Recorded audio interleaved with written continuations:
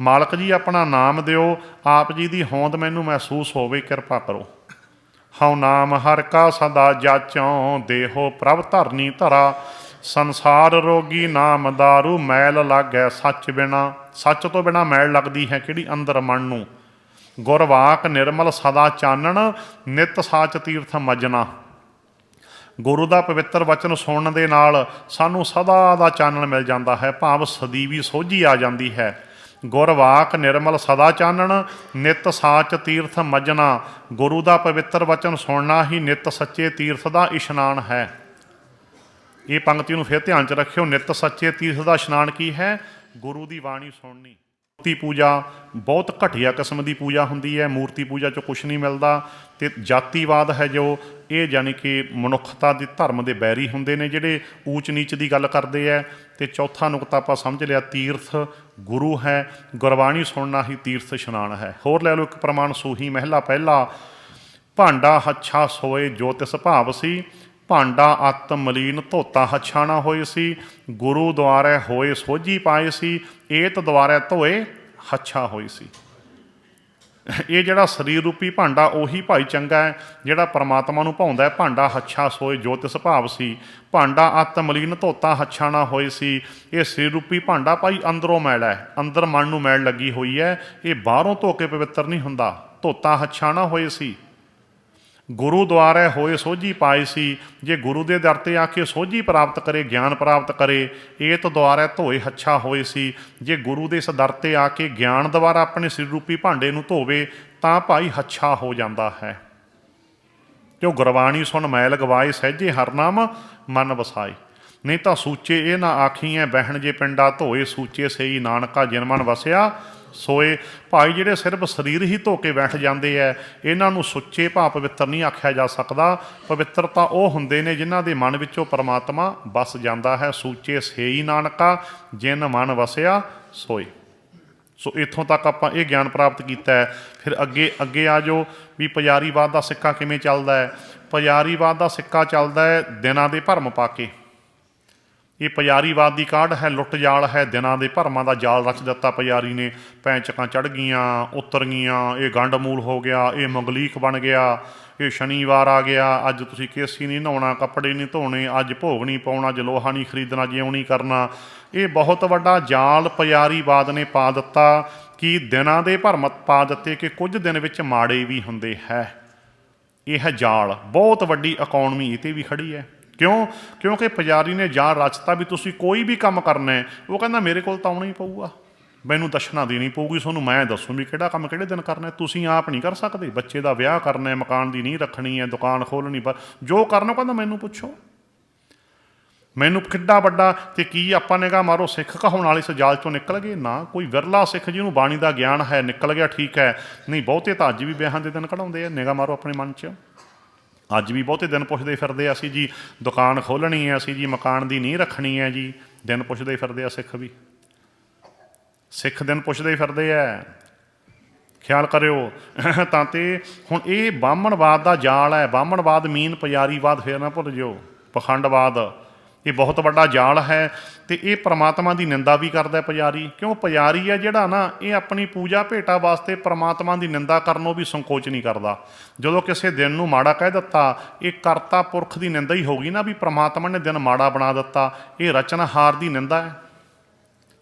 ਅਤੇ ਸੱਚ ਕੀ ਹੈ? ਹੁਣ ਸੱਚ ਸੁਣੋ ਜੀ। ਸੱਚ ਗੁਰੂ ਨਾਨਕ ਬਾਬਾ ਜੀ ਕਹਿੰਦੇ, ਤੁਖਾਰੀ ਮਹਿਲਾ ਪਹਿਲਾ, ਬੇਦਸ ਮਾਂ ਰੁੱਤੀ ਥਿੱਤੀ ਵਾਰ ਭਲੇ।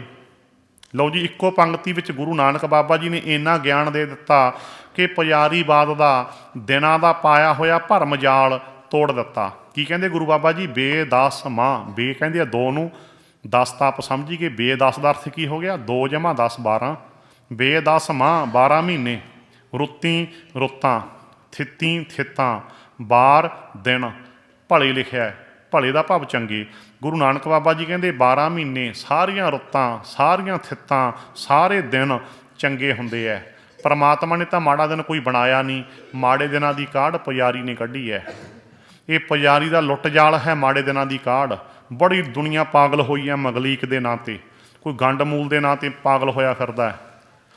ਕੋਈ ਪਾਗਲ ਹੋਇਆ ਫਿਰਦਾ, ਪੈਂਚਕਾਂ ਚੜ੍ਹ ਗਈਆਂ ਉਤਰ ਗਈਆਂ, ਕਈ ਸਾਡੀਆਂ ਭੈਣਾਂ ਪੁੱਛਦੀਆਂ ਫਿਰਦੀਆਂ, ਕਈ ਤਾਂ ਗੁਰੂ ਘਰ ਵੀ ਪੁੱਛਦੇ ਫਿਰਦੇ ਨੇ ਕਿ ਉਹ ਨਿਕਲੇ ਨਾ ਜਾਲ ਦੇ ਵਿੱਚੋਂ, ਗ੍ਰੰਥੀ ਨੂੰ ਪੁੱਛਣਗੇ ਭਾਈ ਪੈਂਚਕਾਂ ਚੜ੍ਹ ਗਈਆਂ ਕਿ ਉਤਰ ਗਈਆਂ। ਸੋ ਇਹ ਪੈਂਚਕਾਂ ਨਾਂ ਦੀ ਕੋਈ ਚੀਜ਼ ਨਹੀਂ ਹੁੰਦੀ। ਗੁਰੂ ਦੇ ਗਿਆਨ ਨੂੰ ਮੰਨ ਲਓ, ਨਾ ਕੋਈ ਪੈਂਚਕਾਂ ਉਤਰਦੀਆਂ ਕਿਤੇ, ਨਾ ਕੋਈ ਪੈਂਚਕਾਂ ਕਿਤੇ ਚੜ੍ਹਦੀਆਂ, ਇਹ ਸਿਰਫ ਪੁਜਾਰੀ ਦਾ ਜਾਲ ਹੈ। ਇਹ ਕੁਝ ਨਹੀਂ ਹੁੰਦਾ। ਹੁਣ ਇੱਦਾਂ ਵੀ ਸਮਝਾਤਾ, ਕਿਤੇ ਗੁਰੂ ਜੀ ਤਾੜ ਕੇ ਵੀ ਸਮਝਾਉਂਦੇ ਆ। ਯਾਦ ਰੱਖਿਓ, ਸਤਪੁਰਸ਼ ਤਾੜਨਾ ਵੀ ਕਰ ਦਿੰਦੇ ਆ, ਉਹਨਾਂ ਦੀ ਤਾੜਨਾ 'ਚ ਵੀ ਪਿਆਰ ਹੁੰਦਾ। ਕੀ ਕਹਿੰਦੇ?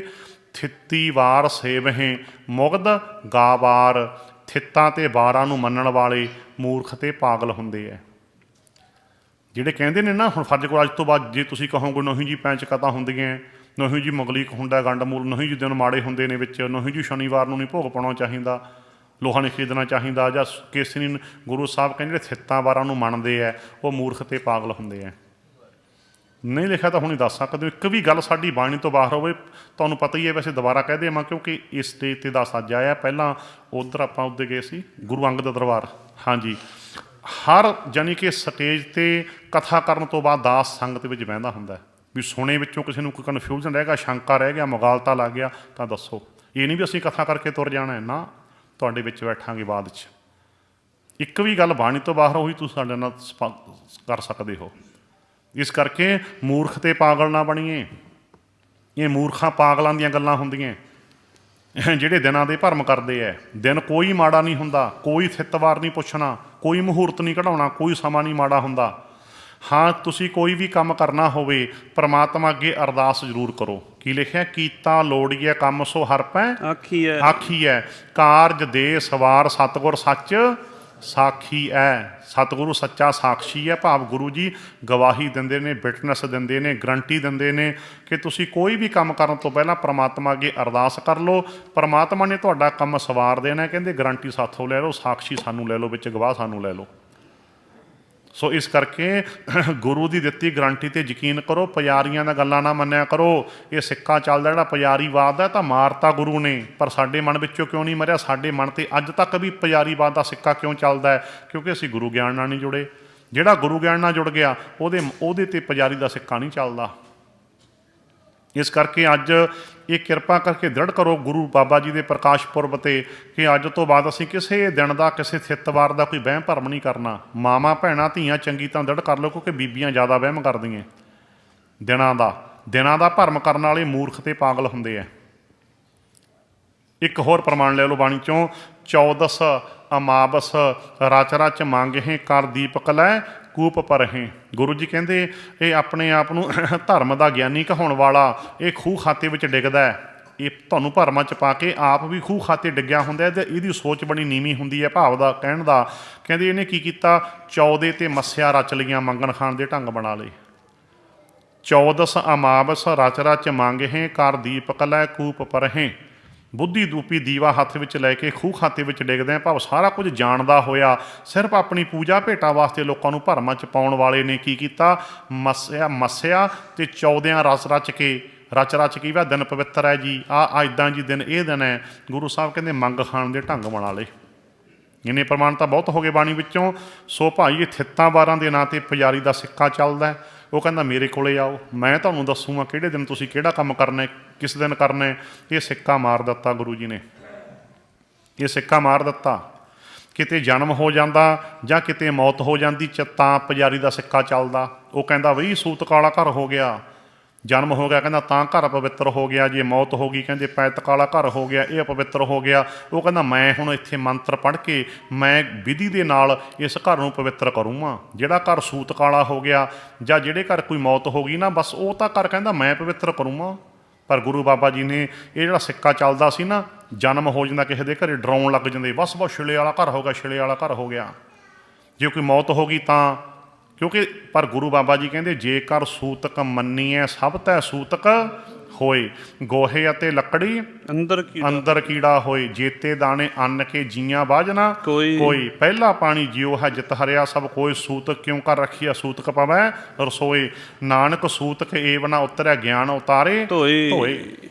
ਸੋ ਇਹ ਸਾਡਾ ਜਿਹੜਾ ਭਰਮ ਸੀ ਇਹ ਗੁਰੂ ਜੀ ਨੇ ਦੂਰ ਕਰ ਦਿੱਤਾ ਵੀ ਜੰਮਣ ਮਰਨਾ ਹੁਕਮ ਹੈ। ਭਾਵੇਂ ਤਾਂ ਸਭ ਕੁਝ ਭਰਮ ਹੈ, ਸਭੋ ਸੂਤਕ ਭਰਮ ਹੈ। ਦੂਜਾ ਲੱਗਿਆ ਜਾਏ ਜੰਮਣ ਮਰਨਾ ਹੁਕਮ ਹੈ, ਭਾਣਾ ਆਵਾ ਜਾਏ। ਖਾਣਾ ਪੀਣਾ ਪਵਿੱਤਰ ਹੈ, ਦਿੱਤੋ ਨਾ ਰਿਜ਼ਕ ਸੰਵਾਹੇ ਭਾਵ ਅਰਥ ਕਿ ਕਿਸੇ ਘਰ ਦੇ ਵਿੱਚ ਮੰਨ ਲਓ ਜਨਮ ਹੋਇਆ ਮਾਲਕ ਦੇ ਹੁਕਮ ਦੇ, ਜਾਂ ਮਾਲਕ ਦੇ ਹੁਕਮ 'ਚ ਕੋਈ ਪ੍ਰਾਣੀ ਚੜ੍ਹਾਈ ਕਰ ਗਿਆ, ਖਾਣਾ ਪੀਣਾ ਪਵਿੱਤਰ ਹੀ ਰਹਿੰਦਾ ਹੈ, ਅੰਨ ਪਾਣੀ ਨਹੀਂ ਪਿੱਟਿਆ ਜਾਂਦਾ ਘਰ ਦਾ।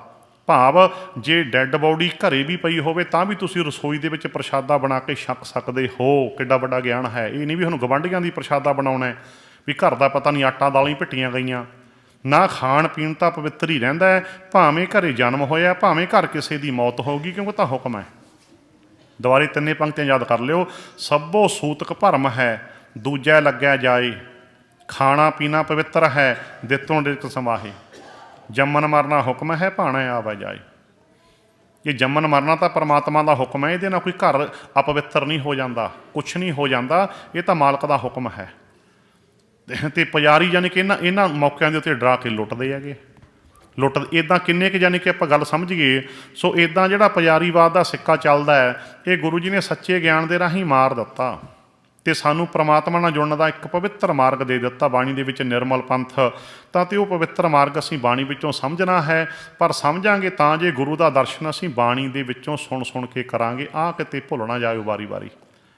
ਅੰਮ੍ਰਿਤ ਬਾਣੀ ਹਰ ਹਰ ਤੇਰੀ, ਸੁਣ ਹੋਵੈ ਪਰਮਗਤ ਮੇਰੀ, ਜਲਨ ਬੁਝੀ ਸੀਤਲ ਹੋਏ ਮਨੁਆ, ਸਤਿਗੁਰ ਕਾ ਦਰਸ਼ਨ ਪਾਈ ਜੀਓ। ਤਾਂ ਤੇ ਨਾਲ ਗੁਰੂ ਬਾਬਾ ਜੀ ਨੇ ਫਿਰ ਇਹ ਵੀ ਆਪਾਂ ਨੂੰ ਦ੍ਰਿੜ ਕਰਾ ਦਿੱਤਾ। ਹੁਣ ਇਹ ਧਰਮ ਦੇ ਨਾਲ ਸੰਬੰਧਿਤ ਚਾਰੇ ਨੁਕਤੇ ਵੀ ਸੰਖੇਪ 'ਚ ਸਮਝ ਲਈਏ। ਇਹ ਤਾਂ ਆਪਾਂ ਪਹਿਲਾਂ ਗੱਲ ਸਮਝ ਲਈ ਵੀ ਪ੍ਰਮਾਤਮਾ ਇੱਕ ਹੈ, ਸਾਹਿਬ ਮੇਰਾ ਏਕੋ ਹੈ, ਭਾਈ ਏਕੋ ਹੈ। ਪਹਿਲਾ ਹੀ ਵਚਨ ਹੈ ਇੱਕ ਓਅੰਕਾਰ, ਇੱਕ ਅਕਾਲ ਪੁਰਖ, ਇੱਕ ਰਸ ਵਿਆਪਕ ਹੈ। ਭਾਵ ਪਰਮਾਤਮਾ ਦੋ ਨਹੀਂ, ਪਰਮਾਤਮਾ ਇੱਕ ਹੈ। ਇੱਕ ਦਾ ਅਰਥ ਕੀ ਹੈ? ਪਰਮਾਤਮਾ ਤੋਂ ਬਿਨਾਂ ਹੋਰ ਕੋਈ ਹੈ ਹੀ ਨਹੀਂ, ਗੱਲ ਹੀ ਮੁੱਕੀ। ਗੁਣ ਇਹੋ ਹੋਰ ਨਾਹੀ ਕੋਇ, ਨਾ ਕੋ ਹੋਆ ਨਾ ਕੋ ਹੋਏ। ਸੋ ਜੋ ਗੁਰਬਾਣੀ ਦਾ ਸੱਚ ਹੈ, ਇਹੀ ਭਾਈ ਸਾਰਿਆਂ ਦੀ ਦਵਾਈ ਹੈ। ਸੱਚ ਸਭਨਾ ਹੋਏ, ਦਾਰੂ ਪਾਪ ਕੱਢੈ ਧੋਏ। ਤੇ ਜੋ ਗੁਰਬਾਣੀ ਹੈ, ਇੱਕ ਇੱਕ ਵਚਨ ਸੱਚ ਹੈ, ਇਹ ਸੱਚ ਦੀ ਹੱਟ ਹੈ। ਤੇ ਇੱਥੋਂ ਸੱਚ ਦਾ ਸੌਦਾ ਲੈ ਲਓ। ਇੱਕਾ ਬਾਣੀ ਇੱਕ ਗੁਰ, ਇੱਕੋ ਸ਼ਬਦ ਵਿਚਾਰ, ਸੱਚਾ ਸੌਦਾ ਹੱਟ, ਸੱਚ ਰਤਨੀ ਭਰੇ ਭੰਡਾਰ, ਗੁਰ ਕਿਰਪਾ ਤੇ ਪਾਈਣ ਜੇ ਦੇਵਨਹਾਰ। ਸੋ ਪਰਮਾਤਮਾ ਇੱਕ ਹੈ ਤੇ ਪਰਮਾਤਮਾ ਨਾਲ ਜੁੜਨਾ ਹੀ ਇੱਕੋ ਇੱਕ ਧਰਮ ਹੈ, ਕਹਿਣ ਦਾ ਭਾਵ। ਪਰ ਸੱਚ ਨੂੰ ਦ੍ਰਿੜ ਕਰ ਲੈਣਾ ਹੀ ਇੱਕੋ ਧਰਮ ਹੈ, ਏਕੋ ਧਰਮ ਦ੍ਰਿੜੈ ਸੱਚ ਕੋਈ। ਤੇ ਤੀਜਾ ਨੁਕਤਾ ਆਪਾਂ ਪਹਿਲਾਂ ਹੀ ਸਮਝ ਲਿਆ ਸੀ, ਮਨੁੱਖਤਾ ਇੱਕ ਹੈ। ਤੇ ਚੌਥਾ ਨੁਕਤਾ ਇਹ ਵੀ ਸਮਝ ਲਿਓ, ਪਰਮਾਤਮਾ ਨੂੰ ਮਿਲਣ ਦਾ ਸਾਧਨ ਵੀ ਇੱਕੋ ਹੀ ਹੈ। ਸਿਰਫ ਇੱਕ ਤਰੀਕਾ ਹੈ ਜਿਹਦੇ ਰਾਹੀਂ ਪਰਮਾਤਮਾ ਨਾਲ ਮਿਲਾਪ ਹੁੰਦਾ ਹੈ, ਹੋਰ ਕਿਸੇ ਤਰੀਕੇ ਰੱਬ ਨਹੀਂ ਮਿਲਦਾ। ਬਹੁਤ ਦਾਅਵੇ ਕਰਦੇ ਆ ਨਾ, ਅਸੀਂ ਰੱਬ ਨੂੰ ਇਸ ਤਰੀਕੇ ਨਾਲ ਪਾ ਲਿਆ, ਅਸੀਂ ਰੱਬ ਨੂੰ ਇਉਂ ਪਾ ਲਿਆ। ਕੋਈ ਬੜੇ ਦਾਅਵੇ ਕਰਨ ਵਾਲੇ ਇੱਥੇ ਹੈਗੇ ਨੇ, ਪਰ ਗੁਰੂ ਬਾਬਾ ਜੀ ਕਹਿੰਦੇ ਅਸਲ ਵਿੱਚ ਨਾ ਅਸਲੀ ਇੱਕੋ ਹੀ ਤਰੀਕਾ ਹੈ। ਕਿਉਂਕਿ ਇੱਕ ਦੀ ਗੱਲ ਹੈ ਨਾ ਵੀ ਪਰਮਾਤਮਾ ਵੀ ਇੱਕ ਹੈ, ਧਰਮ ਵੀ ਇੱਕ ਹੈ, ਉਹਨੂੰ ਮਿਲਣ ਦਾ ਸਾਧਨ ਵੀ ਇੱਕ ਹੈ, ਅਤੇ ਮਨੁੱਖਤਾ ਵੀ ਇੱਕ ਹੈ। ਦੋ ਦਾ ਤਾਂ ਮਤਲਬ ਵੀ ਕੋਈ ਨਹੀਂ। ਅਤੇ ਪਰਮਾਤਮਾ ਨੂੰ ਮਿਲਣ ਦਾ ਸਾਧਨ ਵੀ ਇੱਕੋ ਹੀ ਹੈ, ਬਸ ਇੱਕੋ ਹੀ। ਲਓ ਪੁੱਛ ਲਓ ਕਿਹੜਾ। ਆਸਾ ਮਹਿਲਾ ਪਹਿਲਾ ਦਾ ਪਾਠ ਹੈ। ਗੁਰੂ ਬਾਬਾ ਜੀ ਕਹਿੰਦੇ ਇੱਕੋ ਪੰਕਤੀ ਵਿੱਚ ਨਾ ਮਿਲਾਪ ਦੀ ਗੱਲ ਦੱਸੀ। ਇੱਕੋ ਪੰਕਤੀ ਦੇ ਵਿੱਚ ਕਿੱਡਾ ਗਿਆਨ ਮਿਲ ਜਾਂਦਾ ਜੇ ਗੁਰੂ ਨੂੰ ਧਿਆਨ ਲਾ ਕੇ ਸੁਣੀਏ। ਭਾਏ ਮਿਲੈ, ਭਾਵ ਹੈ ਭਾਏ ਕਾਰ। ਭਾਵ ਹੈ ਦਾ ਅਰਥ ਉਹ ਪਰਮਾਤਮਾ ਨੂੰ ਭਾਉਂਦੇ ਹੈ, ਚਾਹੇ ਕੋਈ ਹੈ ਇਸਤਰੀ ਪੁਰਸ਼, ਮੇਲ ਜਾਂ ਫਮੇਲ ਕੋਈ ਹੈ, ਉਹ ਪਰਮਾਤਮਾ ਨੂੰ ਚੰਗੇ ਲੱਗਦੇ ਹੈ। ਭਾਏ ਦਾ ਅਰਥ ਕੀ ਹੁੰਦਾ? ਇਕੱਲਾ ਅਰਥ ਸਿੱਖ ਲਓ। ਭੱਬਾ ਈੜ ਨੂੰ ਹੁਸ਼ਿਆਰੀ ਹੈ ਇੱਥੇ। ਭੈ ਵਿੱਚ। ਕਾਰ ਦਾ ਅਰਥ ਕੀ ਹੁੰਦਾ? ਕੰਮ। ਜਿਹੜੇ ਹਰ ਕੰਮ ਆਪ ਪਰਮਾਤਮਾ ਦੇ ਭੈ ਵਿੱਚ ਰਹਿ ਕੇ ਕਰਦੇ ਆ, ਭਾਵ ਜਿਹਨੇ ਪਰਮਾਤਮਾ ਦਾ ਭੈ ਮੰਨ ਲਿਆ ਵੀ ਮਾਲਕ ਹਾਜ਼ਰ ਨਾਜ਼ਰ ਹੈ, ਇਹਨੂੰ ਕੀ ਕਹਿੰਦੇ ਨੇ? ਨਿਰਮਲ ਭਾਉ ਕਹਿੰਦੇ ਆ ਇਹਨੂੰ। ਗੁਰਬਾਣੀ ਵਿੱਚ ਲਿਖਿਆ ਹੈ, ਨਿਰਮਲ ਭਾਉ ਪਾਇਆ ਹਰ ਗੁਣ ਗਾਇਆ, ਹਰ ਵੇਖੈ ਰਾਮ ਹਦੂਰੇ। ਕਿਤੇ ਆਸਾ ਦੀ ਵਾਰ 'ਚ ਪੜ੍ਹਦੇ ਹਾਂ, ਨਾਨਕ ਜਿਨ ਮਨ ਭਾਉ ਤਿੰਨਾ ਮਨ ਭਾਉ। ਪਹਿਲਾਂ ਤਾਂ ਜਿਨ੍ਹਾਂ ਦੇ ਮਨ ਦੇ ਵਿੱਚ ਪਰਮਾਤਮਾ ਦਾ ਅਦਬ ਹੈ। ਜਦ ਕਿਹੜੇ ਭਾਉ ਦੀ ਗੱਲ ਹੈ ਜੀ ਇੱਥੇ? ਨਿਰਮਲ ਭਾਉ ਜਿਹਦੇ ਮਨ ਵਿੱਚ ਇਹ ਅਦਬ ਹੈ ਕਿ ਮੇਰਾ ਮਾਲਕ ਹਰ ਵੇਲੇ ਹਰ ਥਾਂ ਹਾਜ਼ਰ ਹੈ। ਅਤੇ ਜਿਹੜੇ ਹਰ ਕੰਮ ਪਰਮਾਤਮਾ ਦੇ ਭੈ ਵਿੱਚ ਰਹਿ ਕੇ ਕਰਦੇ ਹੈ ਅਤੇ ਪਰਮਾਤਮਾ ਨੂੰ ਹਾਜ਼ਰ ਜਾਣ ਕੇ ਪਿਆਰ ਕਰਦੇ ਹੈ, ਉਹਨਾਂ ਦਾ ਪਰਮਾਤਮਾ ਨਾਲ ਮਿਲਾਪ ਹੋ ਜਾਂਦਾ। ਭਾਏ ਮਿਲੈ, ਭਾਵ ਹੈ ਭਾਏ ਕਾਰ। ਜਿਹੜੇ ਹਰ ਕੰਮ ਪਰਮਾਤਮਾ ਦੇ ਭੈ 'ਚ ਰਹਿ ਕੇ ਕਰਦੇ ਹੈ ਅਤੇ ਪਰਮਾਤਮਾ ਨੂੰ ਹਾਜ਼ਰ ਜਾਣ ਕੇ ਪਿਆਰ ਕਰਦੇ ਹੈ, ਉਹ ਪਰਮਾਤਮਾ ਨੂੰ ਭਾਉਂਦੇ ਨੇ, ਉਹ ਚੰਗੇ ਲੱਗਦੇ ਨੇ, ਉਹਨਾਂ ਦਾ ਪਰਮਾਤਮਾ ਨਾਲ ਮੇਲ ਹੁੰਦਾ। ਦੋ ਗੱਲਾਂ ਨੇ ਬਸ ਮੇਨ, ਭਾਉ ਅਤੇ ਭਾਉ। ਬਸ ਸਾਧਨ ਇਹੀ ਹੈ, ਇੱਕੋ ਇੱਕ ਸਾਧਨ। ਉਹਦਾ ਭੈ ਮੰਨੀਏ ਹਰ ਕੰਮ। ਉਹ ਜੇ ਅਸੀਂ ਕੰਮ ਕਰਨ ਵੇਲੇ ਉਹਦਾ ਭੈ ਨਹੀਂ ਮੰਨਦੇ ਤਾਂ ਇਹਦਾ ਭਾਵ ਸਾਡੇ ਮਨ ਨੇ ਪਰਮਾਤਮਾ ਦੀ ਹੋਂਦ ਨੂੰ ਕਬੂਲ ਨਹੀਂ ਕੀਤਾ। ਅਸੀਂ ਮਨ ਦੇ ਤਲ 'ਤੇ ਨਾਸਤਕ ਹਾਂ। ਇਸੇ ਕਰਕੇ ਬਾਣੀ 'ਚ ਕਹਿ ਦਿੱਤਾ, ਮਨ ਵਚ ਕਰਮ ਜੇ ਤੁਧ ਅਰਧ ਹੈ ਸੇ ਸਭੇ ਫਲ ਪਾਵਹਿ ਜੀਓ।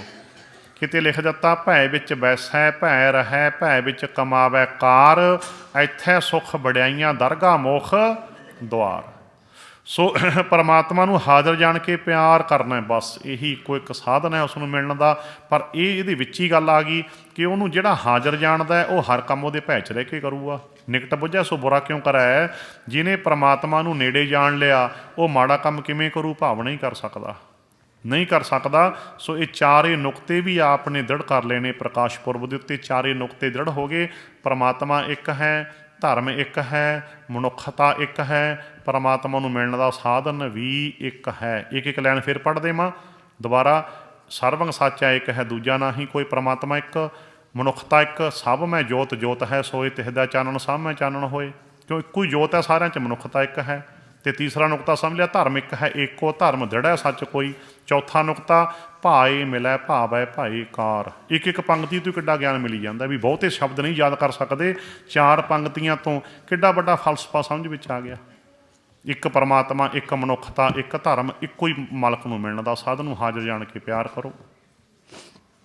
ਚਲੋ ਇੱਥੋਂ ਤੱਕ ਇਹ ਨੁਕਤੇ ਆਪਾਂ ਯਾਨੀ ਕਿ ਅੱਜ ਗੁਰੂ ਨਾਨਕ ਬਾਬਾ ਜੀ ਦੇ ਪ੍ਰਕਾਸ਼ ਪੁਰਬ ਦੇ ਉੱਤੇ ਸਮਝਣ ਦੀ ਕੋਸ਼ਿਸ਼ ਕੀਤੀ ਹੈ। ਹੁਣ ਸੰਖੇਪ ਦੇ ਵਿੱਚ ਥੋੜ੍ਹੇ ਸਮੇਂ ਦੇ ਵਿੱਚ ਗੁਰੂ ਨਾਨਕ ਬਾਬਾ ਜੀ ਦੀ ਸੂਰਵੀਰਤਾ ਦਾ ਦਰਸ਼ਨ ਕਰਾਂਗੇ ਆਪਾਂ ਗੁਰਬਾਣੀ ਦੇ ਵਿੱਚੋਂ,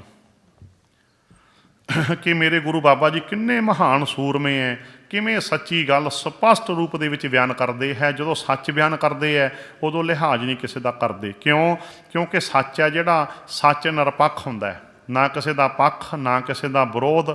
ਸੱਚੀ ਗੱਲ ਕਹਿ ਦੇਣੀ ਹੈ, ਗੋਡੇ ਲੱਗੇ ਕਿਸੇ ਦੇ ਗਿੱਟੇ ਲੱਗੇ, ਪ੍ਰਵਾਹ ਕੋਈ ਨਹੀਂ। ਹੁਣ ਗੁਰੂ ਨਾਨਕ ਬਾਬਾ ਜੀ ਦੀ ਆਓ ਸੂਰਵੀਰਤਾ ਦਾ ਦਰਸ਼ਨ ਕਰੀਏ ਗੁਰਬਾਣੀ ਵਿੱਚੋਂ, ਕਿ ਕਿੱਡੇ ਮਹਾਨ ਸੂਰਮੇ ਨੇ ਗੁਰੂ ਨਾਨਕ ਬਾਬਾ ਜੀ। ਥੋੜ੍ਹੀ ਕੁ ਉਦਾਹਰਨਾਂ ਦੇਵਾਂ। ਗੁਰੂ ਨਾਨਕ ਬਾਬਾ ਜੀ ਨੇ ਸਮੇਂ ਦੇ ਹਾਕਮਾਂ ਨੂੰ ਬੜੇ ਕਰਾਰੇ ਹੱਥੀਂ ਲਿਆ। ਸਮੇਂ ਦੇ ਹਾਕਮਾਂ ਨੂੰ, ਜਿਹੜਾ ਪੁਜਾਰੀ ਹੈ ਨਾ ਉਸ ਵੇਲੇ ਦਾ, ਉਹ ਕਹਿੰਦਾ ਇਹ ਤਾਂ ਨੇਕ ਕਲੰਕ ਅਵਤਾਰ ਹੁੰਦੇ ਆ ਰਾਜੇ, ਤਾਂ ਕੋਈ ਮਿਲੀ ਭੁਗਤ ਹੈ ਨਾ ਧਰਮ ਦੇ ਠੇਕੇਦਾਰਾਂ ਦੀ ਤੇ ਸਮੇਂ ਦੇ ਹਾਕਮਾਂ ਦੀ ਮਿਲੀ ਭੁਗਤ ਤੁਰੀ ਆਈ ਹੈ, ਅੱਜ ਵੀ ਚੱਲਦੀ ਹੈ। ਉਸ ਵੇਲੇ ਪਤਾ ਹੈ ਗੱਠਜੋੜ ਨੇ ਕੀ ਕੀਤਾ, ਪੁਜਾਰੀ ਰਾਜੇ ਨੂੰ ਕਹਿੰਦਾ ਮੈਂ ਤੈਨੂੰ ਨੇਕ ਕਲੰਕ ਬਣਾ ਦੇਣਾ, ਮੈਂ ਲੋਕਾਂ 'ਚ ਪ੍ਰਚਾਰ ਕਰ ਦੂੰਗਾ ਵੀ ਰਾਜੇ ਲੋਕ ਤਾਂ ਨੇਕ ਕਲੰਕ ਅਵਤਾਰ ਹੁੰਦੇ, ਇਹਨਾਂ ਨੂੰ ਕੋਈ ਪਾਪ ਪੂਪ ਨਹੀਂ ਲੱਗਦਾ ਹੁੰਦਾ ਇਹਨਾਂ ਨੂੰ, ਤੇ ਤੂੰ ਮੇਰੇ ਹੱਕ ਦੇ ਵਿੱਚ ਸੰਵਿਧਾਨ ਪਾਸ ਕਰਕੇ ਕਹਿ ਦੇਵੀਂ ਵੀ ਬ੍ਰਾਹਮਣ ਤਾਂ ਦੇਵਤਾ ਹੁੰਦਾ ਹੈ, ਬਸ ਇਹੀ ਮਾਲਕ ਹੈ ਸਭ ਕੁਝ ਦਾ। ਫਿਰ ਸਮੇਂ ਦੇ ਹਾਕਮ ਨੇ ਉਸ ਵੇਲੇ ਦੇ ਪੁਜਾਰੀ ਨੂੰ ਦੇਵਤਾ ਬਣਾਤਾ, ਤੇ ਪੁਜਾਰੀ ਨੇ ਸਮੇਂ ਦੇ ਹਾਕਮ ਨੂੰ ਨੇਕ ਕਲੰਕ ਬਣਾ ਦਿੱਤਾ। ਪਰ ਗੁਰੂ ਬਾਬਾ ਜੀ ਕਹਿੰਦੇ ਤੁਹਾਨੂੰ ਦੱਸਦੇ ਹਾਂ ਅਸਲ ਦੇ ਵਿੱਚ ਕੀ ਹੈ ਇਹ। ਹੁਣ ਜਿਹਨੂੰ ਸਮੇਂ ਦਾ ਪੁਜਾਰੀ ਨੇਕ ਕਲੰਕ ਅਵਤਾਰ ਕਹਿੰਦਾ ਹੈ, ਤੇ ਗੁਰੂ ਨਾਨਕ ਬਾਬਾ ਜੀ ਕੀ ਕਹਿੰਦੇ ਨੇ, ਰਾਜੇ ਸ਼ੀ ਮੁਕੱਦਮ ਕੁੱਤੇ ਜਾਏ ਜਗਾਇਨ ਬੈਠੇ ਸੁੱਤੇ, ਚਾਕਰ ਨਹਿੰਦਾ ਪਾਇਨ ਘਾਓ ਰਤ ਪਿਤ ਕੁੱਤੇ ਹੋ ਚਟ ਜਾਹੋ, ਜਿੱਥੈ ਜੀਆਂ ਹੋਸੀ ਸਾਰ ਨੱਕੀ ਵੱਢੀ ਲਾ ਇਤਵਾਰ। ਗੁਰੂ ਬਾਬਾ ਜੀ ਕਹਿੰਦੇ ਰਾਜੇ ਨੇ ਜਿਹੜੇ, ਇਹ ਬਘਿਆੜ ਹੈ, ਰਾਜੇ ਸ਼ੀ ਮੁਕੱਦਮ ਕੁੱਤੇ, ਇਹਨਾਂ ਦੇ ਜਿਹੜੇ ਅਹਿਲਕਾਰ ਨੇ, ਅਹਿਲਕਾਰ ਉਹ ਕੁੱਤੇ ਹੈ ਜਿਹੜੇ ਆਪਣੇ ਰਾਜੇ ਬਘਿਆੜ ਦੇ ਇਸ਼ਾਰੇ ਦੇ ਉੱਤੇ ਮਨੁੱਖਤਾ ਦਾ ਖੂਨ ਪੀਂਦੇ ਹੈ। ਜਾਏ ਜਗਾਇਨ ਬੈਠੇ ਸੁੱਤੇ, ਚਾਕਰ ਨਹਿੰਦਾ ਪਾਇਨ ਘਾਓ ਰਤ ਪਿੱਤ ਕੁੱਤੇ ਹੋ ਚੱਟ ਜਾਹੋ। ਇਹ ਰਾਜੇ ਬਘਿਆੜ ਆਪਣੇ ਚਾਕਰਾਂ ਨੂੰ, ਕਰਮਚਾਰੀ ਨੂੰ ਆਪਣੀਆਂ ਨੌਂਦਰਾਂ ਬਣਾ ਕੇ ਤੇ ਇਹ ਮਨੁੱਖਤਾ ਦਾ ਖੂਨ ਪੀਂਦੇ ਹੈ। ਜੋ ਕਿੰਨੀ ਜ਼ੁਰਤ ਦੇ ਨਾਲ ਸਮੇਂ ਦੇ ਹਾਕਮਾਂ ਨੂੰ ਗੁਰੂ ਬਾਬਾ ਜੀ ਨੇ ਕੀ ਕਿਹਾ, ਬਘਿਆੜ, ਤੇ ਇਹਨਾਂ ਦੇ ਅਹਿਲਕਾਰਾਂ ਨੂੰ ਕੀ ਕਿਹਾ, ਕੁੱਤੇ। ਕਿਤੇ ਇੱਦਾਂ ਕਿਹਾ, ਹੁਣ ਕਿਤੇ ਜਿੱਥੇ ਸਮੇਂ ਦੇ ਹਾਕਮਾਂ ਨੂੰ ਕਰਾਰੇ ਹੱਥੀਂ ਲੈਂਦੇ, ਉੱਥੇ ਉਸ ਵੇਲੇ ਦੇ ਪੁਜਾਰੀ ਨੂੰ ਵੀ ਗੁਰੂ ਬਾਬਾ ਜੀ ਨੇ ਕੀ ਕਿਹਾ, ਜਿਹੜਾ ਕਿ ਉਹ ਰਾਜੇ ਨੇ ਦੇਵਤਾ ਬਣਾਤਾ ਸੀ ਵੀ ਤਾਂ ਦੇਵਤਾ ਹੈ, ਆਹ ਬ੍ਰਾਹਮਣ ਤਾਂ ਦੇਵਤਾ ਹੈ। ਗੁਰੂ ਜੀ ਬਾਬਾ ਜੀ ਕਹਿੰਦੇ ਨਾ ਨਾ ਨਾ ਨਾ ਨਾ, ਇਹ ਮਿਲੀ ਭੁਗਤ ਹੈ ਇਹਨਾਂ ਦੀ ਆਪਸ ਦੇ ਵਿੱਚ। ਕੀ ਹੈ ਤੁਹਾਨੂੰ ਦੱਸਦਾ ਮੈਂ ਕੀ ਹੈ ਇਹ। ਗੁਰੂ ਬਾਬਾ ਜੀ ਕਹਿੰਦੇ ਮੱਥਾ ਟਿੱਕਾ ਤੇੜ ਧੋਤੀ ਕਖਾਈ, ਹੱਥ ਛੁਰੀ ਜਗਤ ਕਸਾਈ। ਦੇਵਤਾ ਕਾਹਨੂੰ ਹੈ, ਮਨੁੱਖਤਾ ਦਾ ਖੂਨ ਪੀਣ ਵਾਲਾ ਜਗਤ ਦਾ ਕਸਾਈ ਹੈ। ਬੋਲੋ ਸਤਨਾਮ ਸ੍ਰੀ ਵਾਹਿਗੁਰੂ। ਇਵੇਂ ਜੀ ਕੀ ਲਿਖਿਆ ਜੀ, ਜਗਤ ਦਾ ਕਸਾਈ। ਇਹਨੇ ਲੋਕਾਂ ਨੂੰ ਵਹਿਮਾਂ ਭਰਮਾਂ 'ਚ ਪਾ ਕੇ ਮਨੁੱਖਤਾ ਦਾ ਖੂਨ ਪੀਤਾ ਨਿਚੋੜਿਆ। ਜਿਹੜਾ ਇਹਦੀ ਗੱਲ ਮੰਨਦਾ ਹੈ ਬਸ ਉਹੀ ਫਸ ਜਾਂਦਾ ਹੈ। ਇਹ ਪੂਰੀ ਮਨੁੱਖਤਾ ਵਾਸਤੇ ਖਤਰਨਾਕ ਇਹਦੀਆਂ ਗੱਲਾਂ, ਭਾਵ ਇਹ ਹੈ ਜਗਤ ਦਾ ਕਸਾਈ। ਦੇਵਤਾ ਕਾਹਨੂੰ ਹੈ, ਜਗਤ ਦਾ ਕਸਾਈ ਹੈ, ਕਸਾਈ ਇਹ। ਦੇਖਿਆ ਬਾਬਾ ਜੀ ਦਾ ਸੱਚ, ਦਰਸ਼ਨ ਕਰੋ ਸੂਰਮਗਤੀ ਦਾ। ਇੱਥੇ ਹੀ ਬਸ ਨਹੀਂ, ਕਿਤੇ ਗੁਰੂ ਨਾਨਕ ਸਾਹਿਬ ਨੇ ਕਿਹਾ ਰਾਜ ਆਪਣਾ ਕਾਦੀ ਕੂੜ ਬੋਲ ਮਲ ਖਾਏ, ਬ੍ਰਾਹਮਣ ਨਹਾਵੈ ਜੀਆਂ ਘਾਏ, ਜੋਗੀ ਜੁਗਤ ਨਾ ਜਾਣੈ ਅੰਧ ਤੀਨੇ ਉਜਾੜੇ ਕਾ ਬੰਧ। ਗੁਰੂ ਬਾਬਾ ਜੀ ਕਹਿੰਦੇ ਆ ਜਿਹੜਾ ਕਾਜੀ ਠੇਕੇਦਾਰ ਬਣਿਆ ਹੋਇਆ ਧਰਮ ਦਾ, ਇਹ ਝੂਠ ਬੋਲ ਕੇ ਗੰਦ ਖਾਂਦਾ ਹੈ। ਕਾਦੀ ਕੂੜ ਬੋਲ ਮਲ ਖਾਏ, ਕਾਦੀ ਕੌਣ ਹੈ? ਉਸ ਵੇਲੇ ਦੀ ਮੁਗਲ ਹਕੂਮਤ ਦਾ ਜੱਜ, ਕਿਉਂਕਿ ਜੁਡੀਸ਼ਰੀ ਹੈ ਜਿਹੜੀ ਇਹ ਉਸ ਸਮੇਂ ਕਾਜੀ ਕੋਲੇ ਹੁੰਦੀ ਸੀ, ਸ਼ਰ੍ਹਾ ਕਾਨੂੰਨ ਦੇ ਆਧਾਰ ਤੇ ਕਿਸੇ ਵੀ ਕੇਸ ਦਾ ਫੈਸਲਾ ਕਰਦਾ ਸੀ, ਪਰ ਇਹ ਰਿਸ਼ਵਤ ਲੈ ਕੇ ਪੱਖਪਾਤੀ ਫੈਸਲਾ ਵੀ ਕਰ ਦਿੰਦਾ ਸੀ। ਗੁਰੂ ਬਾਬਾ ਜੀ ਕਹਿੰਦੇ ਧਰਮ ਦਾ ਮੁਖੀ ਵੀ ਕਹਾਉਂਦਾ ਕਾਜੀ, ਤੇ ਜੱਜ ਦੀ ਕੁਰਸੀ ਤੇ ਬੈਠ ਕੇ ਫੈਸਲਾ ਵੀ ਕਰਦਾ ਸ਼ਰ੍ਹਾ ਕਾਨੂੰਨ ਦੇ ਆਧਾਰ ਤੇ, ਪਰ ਇਹ ਗੰਦ ਖਾਣਾ ਹੈ। ਉਸ ਵੇਲੇ ਦੀ ਹਕੂਮਤ ਦੇ ਜੱਜ ਨੂੰ ਮੇਰੇ ਸੂਰਮੇ ਸਤਿਗੁਰੂ ਨੇ ਗੰਦ ਖਾਣਾ ਕਹਿ ਦਿੱਤਾ। ਹਕੂਮਤ ਦੇ ਜੱਜ ਨੂੰ ਗੰਦ ਖਾਣਾ ਕਹਿਣਾ ਤੇ ਸੌਖਾ ਨਹੀਂ ਹੁੰਦਾ। ਬੋਲੋ ਸਤਨਾਮ ਸ੍ਰੀ ਵਾਹਿਗੁਰੂ। ਹੁੰਦਾ ਦਰਸ਼ਨ ਬਾਬੇ ਦਾ, ਫੋਟੋ 'ਚੋਂ ਨਹੀਂ ਦਰਸ਼ਨ ਹੁੰਦਾ। ਹੁੰਦਾ ਨਾ ਫੋਟੋ ਤੋਂ ਤਾਂ ਐਂ ਲੱਗੂ ਵੀ ਬਾਬਾ ਅੱਖਾਂ ਵਿੱਚ ਹੀ ਬਸ ਅੰਦਰ ਬੈਠਾ ਐਂ ਕਰੀ ਜਾਂਦਾ ਹੋਣਾ ਨਾ, ਵੀ ਕੁਛ ਕਹਿੰਦੀ ਨਹੀਂ ਹੋਣਾ ਕਿਸੇ ਨੂੰ। ਤਾਂ ਹੀ ਤਾਂ ਫੋਟੋਆਂ ਚੰਗੀਆਂ ਲੱਗਦੀਆਂ ਕਿ ਫੋਟੋ ਕੁਛ ਕਹਿੰਦੀ ਨਹੀਂ ਨਾ। 20 ਫੋਟੋਆਂ ਟੰਗ ਦਿਓ, ਜਮਾਂ ਨਹੀਂ ਕੰਧ ਨੂੰ ਭਾਰ ਲੱਗਦਾ। ਜਦੋਂ ਬਾਬੇ ਦਾ ਦਰਸ਼ਨ ਬਾਣੀ 'ਚੋਂ ਕਰਾਈਦਾ, ਉਦੋਂ ਕਈਆਂ ਦੀਆਂ ਲੱਤਾਂ ਕੰਮਣ ਲੱਗ ਜਾਂਦੀਆਂ ਵੀ ਉੱਡ ਚੱਲੋ ਇਹ ਬਾਬਾ ਪ੍ਰਗਟ ਹੋ ਗਿਆ। ਹਾਂਜੀ, ਤੇਜ਼ ਬੜਾ ਹੁੰਦਾ ਗੁਰੂ ਦੇ ਦਰਸ਼ਨ 'ਚ। ਤਾਂ ਤੇ ਹੁਣ ਕੀ ਕਿਹਾ, ਖਿਆਲ ਕਰਿਓ ਮੇਰੇ ਸੂਰਮੇ ਸਤਿਗੁਰੂ ਦੇ ਦਰਸ਼ਨ ਕਰਿਓ। ਗੰਦ ਖਾਣਾ ਕਹਿਣ ਦੀ ਜ਼ੁਰਤ ਰੱਖਦੇ ਆ ਉਸ ਵੇਲੇ ਦੇ ਜੱਜ ਨੂੰ ਗੁਰੂ ਨਾਨਕ ਬਾਬਾ ਜੀ, ਪਰ ਇਹ ਗੁਰੂ ਬਾਬਾ ਜੀ ਦਾ ਬਚਨ ਦੁਨੀਆ ਦੇ ਪੂਰੇ ਜੱਜਾਂ ਨੂੰ ਵੀ ਝੰਜੋੜਦਾ ਰਹੇਗਾ। ਕਿਉਂ? ਪਰਥਾਏ ਸਾਖੀ ਮਹਾਂਪੁਰਖ ਬੋਲਦੇ ਸਾਂਝੀ ਸਗਲ ਜਹਾਨਾ।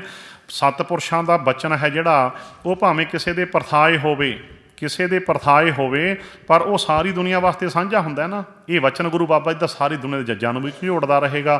ਜਿਹੜਾ ਰਿਸ਼ਵਤ ਲੈ ਕੇ ਜਾਂ ਕਿਸੇ ਰਾਜਨੀਤਿਕ ਪ੍ਰੈਸ਼ਰ ਥੱਲੇ ਪੱਖਪਾਤੀ ਫੈਸਲਾ ਕਰਦਾ ਜਿਹੜਾ ਜੱਜ, ਉਹ ਜੱਜ ਗੰਦ ਖਾਣਾ ਹੁੰਦਾ ਹੈ। ਗੁਰਬਾਣੀ 'ਚ ਕੀ ਲਿਖਿਆ ਫੇਰ ਨਾ ਭੁੱਲ ਜਾਓ ਬਾਰ-ਬਾਰ, ਉਸ ਵੇਲੇ ਦੀ ਹਕੂਮਤ ਦੇ ਜੱਜ ਨੂੰ ਗੰਦ ਖਾਣਾ ਲਿਖਿਆ ਹੋਇਆ। ਕਾਦੀ ਕੂੜ ਬੋਲ ਮਲ ਖਾਏ, ਬ੍ਰਾਹਮਣ ਨਹਾਵੈ ਜੀਆਂ ਘਾਏ। ਆਹ ਦੂਜਾ ਠੇਕੇਦਾਰ ਬਣਿਆ ਹੋਇਆ ਧਰਮ ਦਾ ਬ੍ਰਾਹਮਣ, ਇਹ ਜੀ ਘਾਤ ਕਰਕੇ ਫਿਰ ਨਹਾਉਣ ਧੋਣ ਦੇ ਪਖੰਡ ਕਰਦਾ ਹੈ, ਦਿਖਾਵੇ ਬੜੇ ਕਰਦਾ, ਮੈਂ ਬੜੀ ਸੁੱਚਮਤਾ ਰੱਖਦਾ, ਮੈਂ ਬੜਾ। ਜੀ ਘਾਤ ਕਿਵੇਂ ਕੀਤਾ ਇਹਨੇ? ਸ਼ੂਦਰ ਸ਼ੂਦਰ ਕਹਿ ਕੇ ਮਨੁੱਖ ਦਾ ਖੂਨ ਪੀਤਾ ਗਿਆ। ਕਿਤੇ ਇਸਤਰੀ ਨੂੰ ਜਿਉਂਦੀ ਨੂੰ ਫੂਕ ਦਿੱਤਾ ਜਾਂਦਾ, ਕਹਿੰਦਾ ਸਤੀ ਦੀ ਰਸਮ ਹੈ, ਸਤੀ ਦੀ ਰਸਮ। ਤੇ ਨਾਲ ਦੀ ਨਾਲ ਫਿਰ ਕੀ ਕਰਦਾ, ਯਾਨੀ ਕਿ ਝੂਠ ਨੂੰ ਸ਼ਬਦਾਂ ਦੇ ਗਹਿਣੇ ਪਾ ਦਿੰਦਾ। ਲਿਖਿਆ ਨਾ ਬਾਣੀ 'ਚ, ਮੁੱਖ ਝੂਠ ਵਿਭੂਖਣ ਸਾਰੰਗ। ਗੁਰੂ ਬਾਬਾ ਜੀ ਕਹਿੰਦੇ ਝੂਠ ਨਾ, ਝੂਠ ਨੂੰ ਇਹ ਸ਼ਬਦਾਂ ਦੇ ਨਾਲ ਸ਼ਿੰਗਾਰ ਦਿੰਦਾ। ਕਿਵੇਂ ਸ਼ਿੰਗਾਰਦਾ ਪਤਾ ਦੱਸਾਂ? ਹੁਣ ਇੱਦਾਂ ਬੜਾ ਖੂਨ ਪੀਤਾ, ਕੀ ਕੀਤਾ ਬੀਬੀਆਂ ਨੇ ਖਿਆਲ ਕਰਨਾ, ਇਸਤਰੀ ਨਾਲ ਧੱਕਾ ਕੀਤਾ ਧਰਮ ਦੇ ਨਾਂ 'ਤੇ। ਜੇ ਕਿਸੇ ਦਾ ਕਿਸੇ ਬੀਬੀ ਦਾ ਪਤੀ ਚੜ੍ਹਾਈਆਂ ਕਰ ਜਾਂਦਾ, ਜਿਉਂਦੀ ਨੂੰ ਨਾਲ ਬੰਨ੍ਹ ਕੇ ਜਾਲ ਦਿੱਤਾ ਜਾਂਦਾ, ਤੇ ਫਿਰ ਸ਼ਬਦਾਂ ਦੇ ਗਹਿਣੇ ਪਾਉਣ ਲੱਗ ਜਾਂਦਾ ਨਾਲ ਦੀ ਨਾਲ। ਕਿੱਦਾਂ? ਇਹ ਬੀਬੀ ਬੜੀ ਮਹਾਨ ਹੈ, ਇਹ ਬੀਬੀ ਸਤੀ ਸਵਿੱਤਰੀ ਹੈ, ਇਹ ਬੀਬੀ ਆਪਣੇ ਪਤੀ ਨਾਲ ਸਿੱਧੀ ਸੁਰਗ ਵਿੱਚ ਗਈ। ਸੰਗ ਤੇ ਹੁਣ ਆਪਾਂ ਸਤੀ ਭੂਆ ਜੀ ਦੀ ਸਮਾਧ ਬਣਾਵਾਂਗੇ, ਇੱਥੇ ਸਾਲਾਨਾ ਮੇਲਾ ਲੱਗਿਆ ਕਰੂਗਾ, ਸਤੀ ਭੂਆ ਜੀ ਸਾਰਿਆਂ ਦੀਆਂ ਸੁੱਖਾਂ ਪੂਰੀਆਂ ਕਰਿਆ ਕਰਨਗੇ। ਸ਼ਿੰਗਾਰਤਾ ਨਾ ਝੂਠ ਨੂੰ। ਲੋਕ ਉਹ ਫੂਕਣ ਵਾਲੀ ਗੱਲ ਹੀ ਭੁੱਲ ਗਏ। ਕੀ ਗੱਲ ਯਾਦ ਰਹੇਗੀ? ਸਤੀ ਭੂਆ ਦੀ ਸਮਾਧ ਬਣੂਗੀ, ਮੇਲਾ ਲੱਗਿਆ ਕਰੂਗਾ, ਭੂਆ ਜੀ ਸੁੱਖਾਂ ਪੂਰੀਆਂ ਕਰਿਆ ਕਰਨਗੇ। ਜਿਉਂਦੀ ਫੂਕਤੀ ਮਰੀ ਨੂੰ ਭੂਆ ਬਣਾ ਕੇ ਉਹਦੇ ਨਾਂ 'ਤੇ ਸਮਾਧ, ਫਿਰ ਠੇਕੇਦਾਰ ਬਣ ਗਿਆ, ਆਮਦਨ ਦਾ ਸਾਧਨ ਫਿਰ ਤਿਆਰ ਹੋ ਗਿਆ। ਬੋਲੋ ਸਤਨਾਮ ਸ੍ਰੀ ਵਾਹਿਗੁਰੂ। ਇੰਨਾ ਚਲਾਤਾ ਇਹ ਆਏ ਜਗਤ ਕਸਾਈ। ਉਹ ਪਹਿਲਾਂ ਵਾਲੀ ਗੱਲ ਹੀ ਭੁਲਾਤੀ, ਇੰਨਾ ਸ਼ਿੰਗਾਰਿਆ ਝੂਠ ਨੂੰ ਨਾ, ਉਹ ਮਗਰ ਦੀਆਂ ਗੱਲਾਂ ਯਾਦ ਰਹਿ ਗਈਆਂ। ਸਤੀ ਭੂਆ ਦੀ ਸਮਾਧ ਬਣੂ, ਮੇਲਾ ਲੱਗਿਆ ਕਰੂ, ਸੁੱਖਾਂ ਪੂਰੀਆਂ ਹੋਣਗੀਆਂ, ਉਹ ਰਹਿ ਗਈ ਯਾਦ ਗੱਲੀ। ਇੱਦਾਂ ਸ਼ਿੰਗਾਰਦਾ ਝੂਠ ਨੂੰ। ਇਹ ਬਾਣੀ ਦੇ ਫੈਸਲੇ ਆ ਸਾਰੇ। ਦੇਖੋ ਗੁਰੂ ਬਾਬਾ ਜੀ ਕਿਵੇਂ ਪੜਦੇ ਖੋਲਦੇ ਆ ਇਹਨਾਂ ਦੇ। ਬੜਾ ਚਲਾਕ ਹੈ ਇਹ, ਬੜਾ ਚਲਾਕ ਹੈ, ਬੜਾ ਸ਼ਿੰਗਾਰਦਾ ਝੂਠ ਨੂੰ। ਇਹ ਜੇ ਝੂਠ ਸ਼ਿੰਗਾਰਨਾ ਆਉਂਦਾ ਇਹਨੂੰ ਸ਼ਬਦਾਂ ਦੇ ਗਹਿਣੇ ਪਾ ਕੇ, ਬੜਾ ਸ਼ਿੰਗਾਰਦਾ ਝੂਠ। ਇਹ ਤੋਂ ਬਚੋ ਬਚੋ। ਇੱਦਾਂ ਯਾਨੀ ਕਿ ਗੁਰੂ ਬਾਬਾ ਜੀ ਨੇ ਫਿਰ ਕਿਤੇ ਜਨੇਊ ਪਾਉਣ ਤੋਂ ਜਵਾਬ ਦੇ ਕੇ ਇਸਤਰੀ ਪੁਰਸ਼ ਦੀ ਬਰਾਬਰਤਾ ਦੇ ਹੱਕ ਵਿੱਚ ਆਵਾਜ਼ ਖੜੀ ਕਰ ਦਿੱਤੀ। ਜਦੋਂ ਆਇਆ ਸੀ ਨਾ ਹਰਦਿਆਲ ਪ੍ਰੋਹਤ, ਆਪ ਨੂੰ ਪਤਾ ਹੈ, ਜਨੇਊ ਪਾਉਣ ਵਾਸਤੇ, ਤੇ ਬੜੀਆਂ ਸਿਫਤਾਂ ਉਹਨੇ ਦੱਸੀਆਂ ਜਨੇਊ ਦੀਆਂ। ਗੁਰੂ ਬਾਬਾ ਜੀ ਸੁਣਦੇ ਰਹੇ। ਜਦੋਂ ਉਹ ਸੁਣਾ ਕੇ ਹਟਿਆ ਤੇ ਗੁਰੂ ਬਾਬਾ ਜੀ ਕਹਿੰਦੇ, ਮੈਂ ਕੁਝ ਪੁੱਛ ਸਕਦਾ? ਹਰਦਿਆਲ ਪ੍ਰੋਹਤ ਕਹਿੰਦਾ ਦੱਸੋ। ਗੁਰੂ ਬਾਬਾ ਜੀ ਨੇ ਆਪਣੀ ਭੈਣ ਵੱਲ ਨੂੰ ਇਸ਼ਾਰਾ ਕੀਤਾ।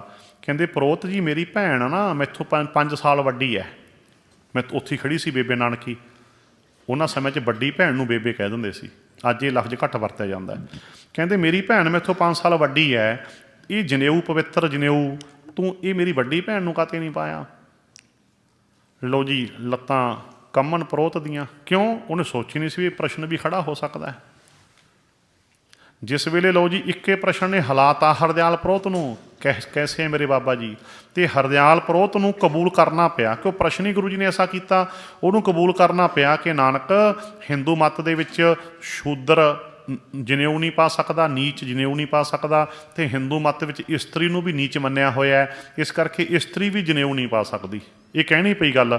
ਜਦੋਂ ਇੰਨਾ ਕਿਹਾ, ਗੁਰੂ ਬਾਬਾ ਜੀ ਕਹਿੰਦੇ ਪ੍ਰੋਤ ਜੀ ਤੁਹਾਡੀ ਅਕਲ 'ਤੇ ਮੈਨੂੰ ਤਰਸ ਆਉਂਦਾ ਹੈ। ਇਸਤਰੀ ਨੀਚ ਹੈ, ਜਨਮ ਕਿੱਥੋਂ ਲਿਆ? ਪ੍ਰੋਤ ਚੁੱਪ ਹੈ। ਜਿਸ ਮਾਤਾ ਦੀ ਕੁੱਖ ਤੋਂ ਜਨਮ ਲਿਆ, ਜਿਹਦਾ ਦੁੱਧ ਪੀਤਾ, ਜਿਹਦੀ ਉਂਗਲ ਫੜ ਕੇ ਤੁਰਨ ਸਿੱਖਿਆ, ਜਿਹਦੇ ਬੋਲ ਸੁਣ ਕੇ ਬੋਲਣ ਸਿੱਖਿਆ, ਉਹ ਨੀਚ ਹੋ ਗਈ।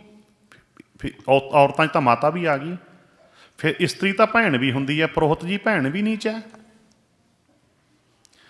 ਪ੍ਰੋਹਤ ਜੀ ਇਸਤਰੀ ਧੀ ਵੀ ਹੈ, ਧੀ ਵੀ ਨੀਚ ਹੈ, ਪ੍ਰੋਹਤ ਜੀ ਇਸਤਰੀ ਸੁਪਤਨੀ ਵੀ ਹੈ, ਸੁਪਤਨੀ ਵੀ ਨੀਚ ਹੈ। ਬਾਕੀ ਸਾਰੇ ਰਿਸ਼ਤੇ ਨਾਤੇ ਇਸਤਰੀ ਰਾਹੀਂ ਬਣਦੇ ਹੈ, ਇਸਤਰੀ ਰਾਹੀਂ ਬਣਦੇ ਹੈ। ਕਮਾਲ ਹੈ, ਮਾਂ ਤੋਂ ਜਨਮ ਲੈ ਕੇ, ਮਾਂ ਦਾ ਦੁੱਧ ਪੀ ਕੇ, ਮਾਂ ਦੀ ਉਂਗਲ ਫੜ ਕੇ ਤੁਰਨ ਸਿੱਖ ਕੇ, ਅਤੇ ਫਿਰ ਇਸਤਰੀ ਨੂੰ ਨੀਚ ਕਹਿ ਦੇਣਾ ਹੈ। ਅਕਲ 'ਤੇ ਤਰਸ ਆਉਂਦਾ। ਹੁਣ ਪ੍ਰੋਤ ਧਰਤੀ 'ਚ ਵੜਦਾ ਤੁਰਿਆ ਜਾਂਦਾ, ਕਿਉਂ ਸੱਚੀ ਗੱਲ ਦਾ ਜਵਾਬ ਨਹੀਂ ਹੁੰਦਾ। ਅਤੇ ਗੁਰੂ ਬਾਬਾ ਜੀ ਕਹਿੰਦੇ ਫਿਰ ਜੇ ਤੇਰਾ ਇਹ ਜਨੇਊ ਸ਼ੂਦਰ ਨਹੀਂ ਪਾ ਸਕਦਾ, ਇਸਤਰੀ ਨਹੀਂ ਪਾ ਸਕਦੀ, ਮੈਂ ਤਾਂ ਮਨੁੱਖਤਾ ਦੀ ਬਰਾਬਰਤਾ ਦਾ ਹਾਮੀ ਹਾਂ, ਮੈਂ ਇਸਤਰੀ ਪੁਰਸ਼ ਦੀ ਬਰਾਬਰਤਾ ਦਾ ਵੀ ਹਾਮੀ ਹਾਂ, ਇਸ ਕਰਕੇ ਮੈਂ ਜਨੇਊ ਪਾ ਕੇ ਤੁਹਾਡੇ ਵੱਡਿਆਂ ਦੇ ਵਿੱਚ ਰਲਣਾ ਨਹੀਂ ਚਾਹੁੰਦਾ। ਬੋਲੋ ਸਤਿਨਾਮ ਸ੍ਰੀ ਵਾਹਿਗੁਰੂ। ਮੈਂ ਰਲਣਾ ਨਹੀਂ ਚਾਹੁੰਦਾ ਤੁਹਾਡੇ 'ਚ। ਇਸਤਰੀ ਪੁਰਸ਼ ਦੀ ਬਰਾਬਰਤਾ ਦੇ ਹੱਕ ਵਿੱਚ ਆਵਾਜ਼ ਪੈਦਾ ਕਰ ਦਿੱਤੀ। ਬੀਬੀਆਂ ਯਾਦ ਰੱਖਿਓ, ਤੁਹਾਡਾ ਇੱਕੋ ਹੀ ਦਰਦੀ ਹੈ, ਧੰਨ ਗੁਰੂ ਨਾਨਕ ਸਾਹਿਬ, ਇੱਕੋ ਹੀ ਤੁਹਾਡਾ। ਅਤੇ ਤੀਜੇ ਸਰੂਪ 'ਚ ਗੁਰੂ ਨਾਨਕ ਬਾਬਾ ਜੀ ਨੇ ਸਤੀ ਦੀ ਰਸਮ ਬੰਦ ਕਰਾਈ। ਪੰਜਵੇਂ ਰੂਪ 'ਚ ਬਾਣੀ 'ਚ ਕਿਹਾ ਔਰਤ ਯਕੀਨਾ, ਛੇਵੇਂ ਰੂਪ 'ਚ ਕਿਹਾ ਔਰਤ ਈਮਾਨ, ਨੌਵੇਂ ਰੂਪ ਦੇ ਵਿੱਚ ਕਿਹਾ ਮਾਈਆਂ ਰੱਬ ਰਜਾਈਆਂ ਸੇਵਾ ਕਰਨ ਨੂੰ ਆਈਆਂ, ਅਤੇ 10ਵੇਂ ਰੂਪ ਦੇ ਵਿੱਚ ਗੁਰੂ ਨਾਨਕ ਬਾਬਾ ਜੀ ਕੀ ਕਹਿੰਦੇ ਦਸਮੇਸ਼ ਪਿਤਾ ਦੇ ਰੂਪ ਵਿੱਚ ਕਿ ਜੋ ਤਾਹਾ ਜੁਗਤ ਸਾਏ ਸਾਏ ਕਾਇਆ ਫੇਰ ਪਲਟੀ ਹੈ। 10ਵੇਂ ਰੂਪ 'ਚ ਕੀ ਕਿਹਾ ਕੌਰ, ਇਹ ਤਾਂ ਸਾਡੇ ਛੋਟੇ ਰਾਜਕੁਮਾਰ ਹੈ। ਜਿਵੇਂ ਇੱਕ ਬਾਪ ਆਪਣੀ ਧੀ ਨੂੰ ਲਾੜਨਾ ਕਹਿ ਦਿੰਦਾ ਮੇਰਾ ਛੋਟਾ ਪੁੱਤ ਹੈ, ਅਤੇ ਗੁਰੂ ਨਾਨਕ ਬਾਬਾ ਜੀ 10ਵੇਂ ਸਰੂਪ 'ਚ ਕਹਿੰਦੇ ਇਹ ਤਾਂ ਸਾਡੇ ਛੋਟੇ ਪੁੱਤ ਹੈ। ਕੌਰ ਦਾ ਦਰਜਾ ਦਿੱਤਾ ਤੁਹਾਨੂੰ, ਕੌਰ ਕੰਵਰ ਛੋਟਾ ਰਾਜਕੁਮਾਰ। ਤਾਂ ਤੇ ਇੱਕੋ ਇੱਕ ਇਹ ਦਰ ਹੈ ਕਿ ਨਹੀਂ ਤਾਂ ਬੜੀ ਮੰਦੀ ਹਾਲਤ ਤੁਹਾਡੀ ਕੀਤੀ ਸੀ ਪੁਜਾਰੀ ਨੇ। ਕਿਤੇ ਦੇਵਦਾਸੀ ਪ੍ਰਥਾ ਦੀ ਆੜ ਦੇ ਵਿੱਚ ਇਸਤਰੀਆਂ ਦਾ ਸ਼ੋਸ਼ਣ ਕਰਦਾ ਰਿਹਾ ਪੁਜਾਰੀ। ਕਿਤੇ ਸੀਤਾ ਜੀ ਨੂੰ ਗਰਭਵਤੀ ਹਾਲਤ ਵਿੱਚ ਵੀ ਘਰੋਂ ਕੱਢ ਦਿੱਤਾ ਗਿਆ, ਇਸਤਰੀ ਨਾਲ ਧੱਕੇ ਦੀ ਕਹਾਣੀ। ਕਿਤੇ ਦ੍ਰੋਪਦੀ ਜੂਏ ਦੇ ਵਿੱਚ ਦਾਅ ਲਾ ਦਿੱਤੀ ਪਾਂਡਵਾਂ ਨੇ। ਬੜਾ ਮੰਦਾ ਹਾਲ ਇਸਤਰੀ ਦਾ। ਗੁਰੂ ਨਾਨਕ ਬਾਬਾ ਜੀ ਨੇ ਇਸਤਰੀ ਦੇ ਹੱਕ ਵਿੱਚ ਆ ਕੇ ਆਵਾਜ਼ ਉਠਾਈ। ਕੀ ਕਿਹਾ? ਭੰਡ ਜੰਮੀ ਹੈ ਭੰਡ ਨਿੰਮੀ ਹੈ, ਭੰਡ ਮੰਗਣ ਵਿਆਹ, ਭੰਡ ਹੋਵੈ ਦੋਸਤੀ, ਭੰਡ ਹੋ ਚੱਲੈ ਰਾਹ, ਭੰਡ ਮੁਆ ਭੰਡ ਭਾਲੀਐ, ਭੰਡ ਹੋਵੈ ਬੰਧਾਨ, ਸੋ ਕਿਉ ਮੰਦਾ ਆਖੀਐ ਜਿਤ ਜੰਮਹਿ ਰਾਜਾਨ, ਭੰਡੋ ਹੀ ਭੰਡ ਊਪਜੈ ਭੰਡੈ ਵਾਜ ਨਾ ਕੋਈ, ਨਾਨਕ ਭੰਡੈ ਵਾਹਰਾ ਏਕੋ ਸੱਚਾ ਸੋਈ। ਇੱਕ ਪ੍ਰਮਾਤਮਾ ਹੀ ਇਸਤਰੀ ਤੋਂ ਬਾਹਰ ਹੈ, ਨਾਨਕ ਭੰਡੈ ਵਾਹਰਾ ਏਕੋ ਸੱਚਾ ਸੋਈ। ਬਾਕੀ ਹਰ ਕੋਈ ਇਸਤਰੀ ਰਾਹੀਂ ਸੰਸਾਰ ਵਿੱਚ ਆਉਂਦਾ ਹੈ, ਸਾਰੇ ਰਿਸ਼ਤੇ ਨਾਤੇ ਇਸਤਰੀ ਰਾਹੀਂ ਬਣਦੇ ਹੈ। ਅਤੇ ਗੁਰੂ ਬਾਬਾ ਜੀ ਕਹਿੰਦੇ ਇਸਤਰੀ ਨੂੰ ਮਾੜਾ ਕਿਉਂ ਕਹਿੰਦੇ ਹੋ? ਤਾਂ ਤੇ ਇੱਦਾਂ ਗੱਲ ਚੱਲੀ ਸੀ। ਇੱਦਾਂ ਜਾਣੀ ਕਿ ਉਸ ਵੇਲੇ ਦੇ ਪੁਜਾਰੀ ਨੂੰ ਵੀ ਖਰੀਆਂ ਸੁਣਾਈਆਂ। ਇੱਦਾਂ ਵੀ ਕਿਹਾ ਕਿ ਤੂੰ ਜੀ ਘਾਤ ਕਰਕੇ ਫਿਰ ਸੁੱਚੇ ਹੋਣ ਦੇ ਪਖੰਡ ਕਰਦਾ ਹੈ, ਤੂੰ ਜੀ ਘਾਤ ਬੜਾ ਕੀਤਾ, ਇਸਤਰੀ ਦਾ ਬੜਾ ਖੂਨ ਪੀਤਾ ਤੂੰ ਧਰਮ ਦੇ ਨਾਂ 'ਤੇ, ਸ਼ੂਦਰ ਕਹਿ ਕੇ ਬੜਾ ਖੂਨ ਪੀਤਾ ਤੈਂ ਮਨੁੱਖਤਾ ਦਾ। ਕਾਦੀ ਕੂੜ ਬੋਲ ਮਲ ਖਾਏ ਬ੍ਰਾਹਮਣ ਨਹਾਵੈ ਜੀਆਂ ਘਾਏ, ਜੋਗੀ ਜੁਗਤ ਨਾ ਜਾਣੈ ਅੰਧ। ਇਹ ਜੋਗੀ ਅੰਨਾ, ਇਹ ਪਰਮਾਤਮਾ ਨਾਲ ਜੁੜਨ ਦੀ ਜੁਗਤ ਨਹੀਂ ਜਾਣਦਾ। ਤੀਨੇ ਉਜਾੜੇ ਕਾ ਵੰਦ, ਗੁਰੂ ਬਾਬਾ ਜੀ ਕਹਿੰਦੇ ਤਿੰਨਾਂ ਨੇ ਸਮਾਜ ਨੂੰ ਉਜਾੜਿਆ। ਇਹਨਾਂ ਤਿੰਨਾਂ ਨੇ ਸਮਾਜ ਦੇ ਉਜਾੜੇ ਦਾ ਬੰਨ੍ਹ ਨੂੰ ਬੰਨ੍ਹਿਆ। ਇੱਦਾਂ ਕਾਜੀ ਮਲਾਣੇ ਪੰਡਤਾਂ ਪ੍ਰੋਤਾਂ ਜੋਗੀਆਂ ਨੂੰ ਗੁਰੂ ਬਾਬਾ ਜੀ ਨੇ ਬੜੇ ਕਰਾਰੇ ਹੱਥੀਂ ਲਿਆ, ਜਿਹੜੇ ਕਿ ਆਪਣੀ ਪੂਜਾ ਭੇਟਾ ਵਾਸਤੇ ਹੀ ਪਖੰਡ ਫੈਲਾਉਂਦੇ ਰਹਿੰਦੇ ਸੀ। ਸੂਰਮਗਤੀ ਦਾ ਦਰਸ਼ਨ ਆਪਾਂ ਕੀਤਾ ਬਾਣੀ ਦੇ ਵਿੱਚੋਂ। ਅਤੇ ਕਿਤੇ ਇਤਿਹਾਸਕ ਦਰਸ਼ਨ ਕਰੀਏ ਥੋੜ੍ਹੇ ਕੁ ਸਮੇਂ ਦੇ ਵਿੱਚ ਸੰਖੇਪ। ਇਤਿਹਾਸਕ ਦਰਸ਼ਨ ਦੇਖੋ, ਕਿਤੇ ਤਾਂ ਗੁਰੂ ਬਾਬਾ ਜੀ ਮਸੀਤ ਵਿੱਚ ਜਾ ਕੇ ਸਪਸ਼ਟ ਕਹਿ ਰਹੇ ਹੈ। ਹੁਣ ਪੂਰੀ ਸਾਖੀ ਨਹੀਂ ਸੁਣਾਉਣ ਲੱਗਿਆ, ਸਾਖੀਆਂ ਦੇ ਨਾ ਸਿਰਫ ਯਾਨੀ ਕਿ ਸਿੱਖਿਆ ਵੱਲ ਤੁਹਾਨੂੰ ਇਸ਼ਾਰਾ ਦੇਣਾ। ਸਿਰਫ ਸਾਖੀਆਂ ਤੁਸੀਂ ਸੁਣਦੇ ਹੀ ਰਹਿਣਾ, ਮੈਨੂੰ ਪਤਾ। ਕੀ ਕਿਹਾ? ਦੇਖੋ, ਮਸੀਤ ਵਿੱਚ ਜਾ ਕੇ ਕਹਿਤਾ, ਉਹ ਨਵਾਬ ਤੂੰ ਕਿਹੜੀ ਨਵਾਜ਼ ਅੱਲਾ ਦੀ ਅਦਾ ਕੀਤੀ ਹੈ? ਤੂੰ ਤਾਂ ਘੋੜਿਆਂ ਦੀ ਨਵਾਜ਼ ਪੜ੍ਹਦਾ ਸੀ। ਉਹ ਕਾਜੀਆ ਤੂੰ ਕਿਹੜੀ ਅੱਲਾ ਦੀ ਨਵਾਜ਼ ਅਦਾ ਕੀਤੀ ਹੈ? ਤੂੰ ਤਾਂ ਬਸ਼ੇਰੀ ਦੀ ਨਵਾਜ਼ ਪੜ੍ਹਦਾ ਸੀ। ਤੁਸੀਂ ਤਾਂ ਘਰੇ ਤੁਰੇ ਫਿਰਦੇ ਸੀ। ਉਹਨਾਂ ਨੇ ਕਬੂਲ ਕੀਤਾ। ਇਹਦਾ ਅਰਥ ਕੀ ਹੋ ਗਿਆ? ਬਸ ਮਸੀਤ ਵਾਲੀ ਸਾਖੀ ਦੀ ਸਿੱਖਿਆ ਲੈ ਜਾਓ। ਸਿੱਖਿਆ ਭਾਵ ਜੇ ਅਸੀਂ ਸਰੀਰ ਕਰਕੇ ਹਾਜ਼ਰ ਹਾਂ ਪਰ ਸਾਡੀ ਸੁਰਤ ਬਾਹਰ ਤੁਰੀ ਫਿਰਦੀ ਹੈ, ਗੁਰੂ ਸਾਹਿਬ ਕਹਿੰਦੇ ਐਸੀ ਪਾਠ ਪੂਜਾ ਦਾ ਕੋਈ ਲਾਭ ਨਹੀਂ, ਸਰੀਰ ਕਰਕੇ ਸ਼ਾਮਲ ਹੋ ਗਏ, ਸੁਰਤ ਬਾਹਰ ਤੁਰੀ ਫਿਰਦੀ ਹੈ। ਕਹਿੰਦੇ ਇਸ ਤੋਂ ਤਾਂ ਚੰਗਾ ਬਿਹਤਰ ਹੈ ਕਿ ਜਿੱਥੇ ਤੁਹਾਡੀ ਸੁਰਤ ਫਿਰਦੀ ਆ ਸਰੀਰ ਵੀ ਉੱਥੇ ਲੈ ਜਾਓ, ਕੋਈ ਕੰਮ ਤਾਂ ਹੋ ਜੂ। ਸਰੀਰ ਨੇ ਨਵਾਜ਼ਾਂ ਨਹੀਂ ਪੜ੍ਹਨੀਆਂ ਅਤੇ ਸੁਰਤ ਨੇ ਘੋੜੇ ਨਹੀਂ ਖਰੀਦਣੇ। ਭਾਵ ਕਿ ਲੋਕੀ ਰਸਮੀ ਪਾਠ ਪੂਜਾ ਕਰਦੇ ਆ ਜਿਹਦਾ ਕੋਈ ਫਾਇਦਾ ਨਹੀਂ। ਬੋਲੋ ਸਤਨਾਮ। ਤੇ ਆ ਸਿੱਖਾਂ ਨੇ ਛੱਡਤੀ ਮਸੀਤ ਵਾਲੀ ਸਾਖੀ ਆਪਾਂ ਸਮਝ ਲਈ ਨਾ, ਕੋਤਰੀਆਂ ਰਸਮੀ ਪਾਠ ਪੂਜਾ ਹੀ ਹੈ। 50-60 ਖੰਡ ਪਰ ਕੇ ਗੁਣ ਮੁੰਨ ਕੀਤੀ, ਪਾਠਾਂ ਦੇ ਭੋਗ ਪਾਏ, ਹੁਕਮਨਾਮੇ ਡਾਕ ਮਹਿਕਮੇ 'ਚ ਭੇਜ ਦਿੰਦੇ ਆ। ਸ਼ਰਮ ਲਾ ਦਿੱਤੀ ਸਾਡੇ ਸ਼੍ਰੋਮਣੀ ਕਮੇਟੀ ਵਾਲਿਆਂ ਨੇ ਅਤੇ ਡੇਰਿਆਂ ਵਾਲੇ ਬਾਬਿਆਂ ਨੇ। ਅਖੰਡ ਪਾਠਾਂ ਦੇ ਹੁਕਮਨਾਮੇ ਡਾਕ ਮਹਿਕਮੇ 'ਚ ਤੁਰੇ ਫਿਰਦੇ ਆ। ਬੋਲੋ ਸਤਨਾਮ। ਸਿੱਖ ਬੈਠਾ ਅਮਰੀਕਾ 'ਚ, 7 ਸਮੁੰਦਰੋਂ ਪਾਰ, ਪੰਜਾਬ ਦੇ ਕਿਸੇ ਡੇਰੇ ਵਿੱਚ ਜਾਂ ਕਿਸੇ ਗੁਰਦੁਆਰੇ ਵਿੱਚ ਚੱਲਦਾ ਸਿੱਖ ਦੇ ਨਾਂ ਦਾ ਪਾਠ।